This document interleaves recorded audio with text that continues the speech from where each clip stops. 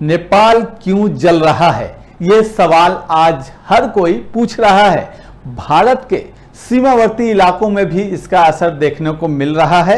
नेपाल में तो सोमवार से ही कई बड़े शहरों में सरकार के खिलाफ जबरदस्त विरोध प्रदर्शन जारी रहा। इसमें अब तक कई लोगों की मौत हो चुकी है। क्या है इसकी वजह?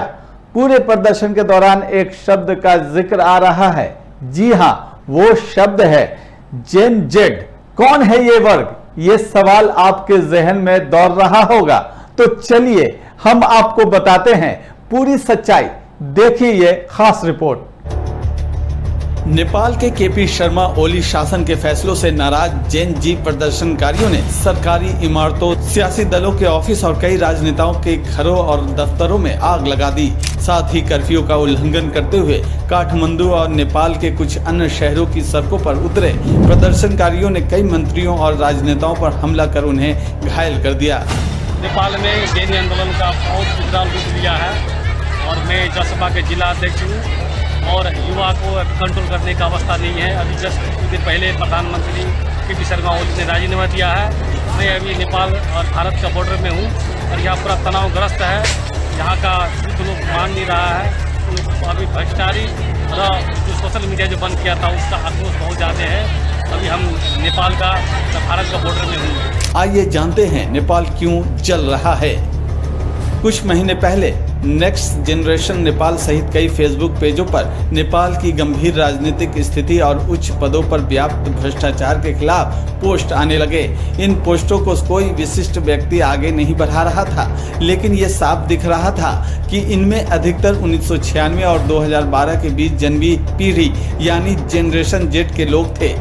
युवाओं, किशोरों और 20 से 30 वर्ष आयु के वर्ग के लोगों ने भ्रष्ट राजनीतिक व्यवस्था के प्रति अपना गुस्सा और निराशा व्यक्त की। उन्होंने ये सवाल भी उठाया कि 2008 में गणतंत्र बनने के बाद से सत्ता में बारी बारी से बैठे नेताओं ने खुद को जांच और जवाबदेही से क्यों बचा रखा है। नेपो बेबीज और नेपो किड्स जैसे शब्द ऑनलाइन ट्रेंड करने लगे। कुछ हफ्ते पहले सरकार ने फेसबुक, व्हाट्सएप, इंस्टाग्राम, एक्स और यूट्यूब सहित 26 प्रमुख सोशल मीडिया प्लेटफॉर्म पर प्रतिबंध लगा दिया। वजह यह बताई गई कि उन्होंने तय सीमा में पंजीकरण नहीं कराया था, जिसके बाद युवाओं का गुस्सा फूट पड़ा। नेपाल में विरोध का असर भारत में देखने को मिल रहा है। नेपाल में प्रदर्शन और हिंसा के बीच जेल तोड़कर भागे कैदियों की तलाश तेज हो गई है। इसी सिलसिले में महाराजगंज भारत नेपाल की अंतर्राष्ट्रीय सीमा पर सुरक्षा एजेंसियों को बड़ी सफलता मिली है। नेपाल में पिछले कुछ दिनों से चल रहे उग्र प्रदर्शनों में प्रदर्शनकारियों ने कई जेलों पर हमला किया था। इस दौरान हजारों कैदी फरार हो गए। भारतीय सीमा पर सुरक्षा कड़ी कर दी गई और खासकर सोनाली बॉर्डर पर नेपाल से आने जाने वाले हर वाहन और यात्री की गहन जांच की जा रही है। इसी दौरान भारतीय सुरक्षा एजेंसी ने नेपाल की जेल से फरार 4 कैदियों को गिरफ्तार किया। फरार कैदियों से एसएसबी और पुलिस के आलाधिकारी द्वारा गहनता से जांच की जा रही है।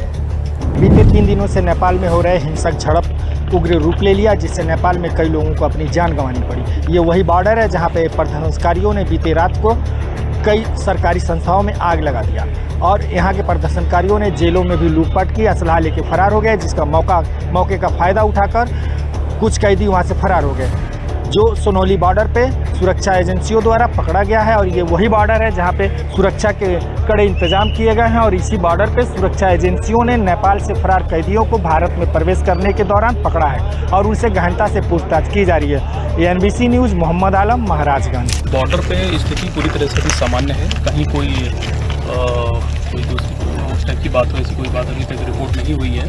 इस समय बेतौना चेक पोस्ट है जो कि जयनगर थाना अंतर्गत पड़ता है। यहाँ पे अभी मैं यहाँ पे आया हूँ। हमारे साथ में SSP के भी अधिकारी हैं, हमारे STPO, सर्किल इंस्पेक्टर, सभी लोग साथ में हैं। और इस समय हम लोग ने अपने पूरे जिले को हाई अलर्ट पर रखा हुआ है। सभी हमारे थाना प्रभारी, DSP, सर्किल इंस्पेक्टर को ये कहा गया है कि बॉर्डर के जितने भी पुलिस स्टेशन जो नेपाल बॉर्डर पे लगते हैं, वहाँ पे जो बॉर्डर के उस तरफ के अधिकारी हैं उनसे समन्वय बना के रखें और हर गतिविधि पे हम लोग नज़र रखे हुए हैं।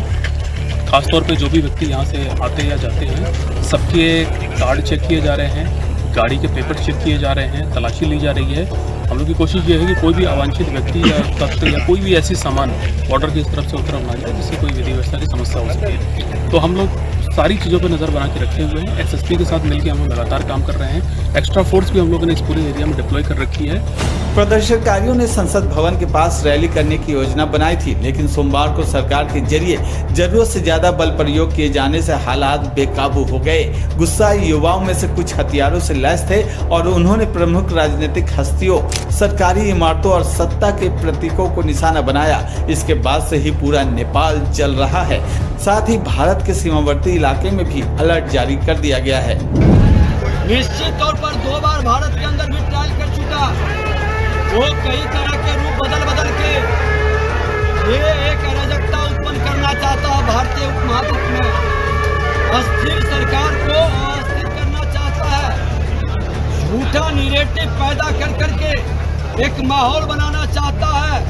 आपने देखा है, लेकिन भारत लोकतंत्र की धरती है और भारतीय लोग लोकतंत्र के लिए अपना बलिदान देने के लिए तैयार रहते हैं। यहाँ इस तरह का माहौल कभी स्वीकार नहीं होगा।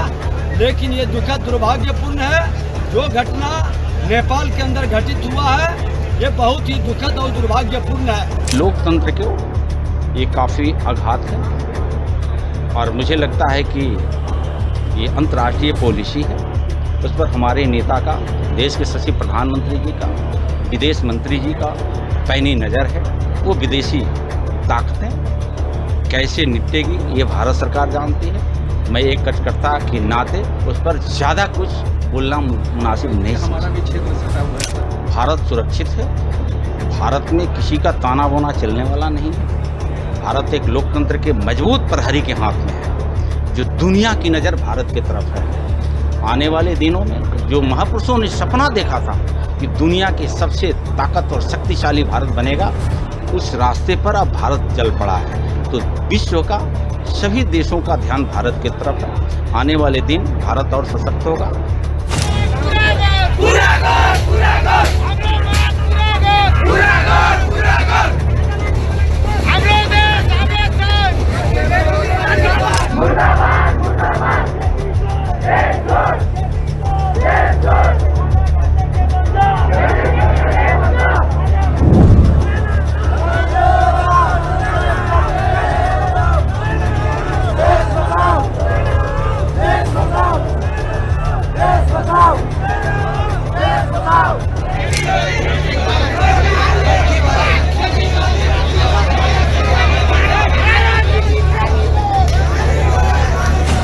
Bureau report, NBC 24 news.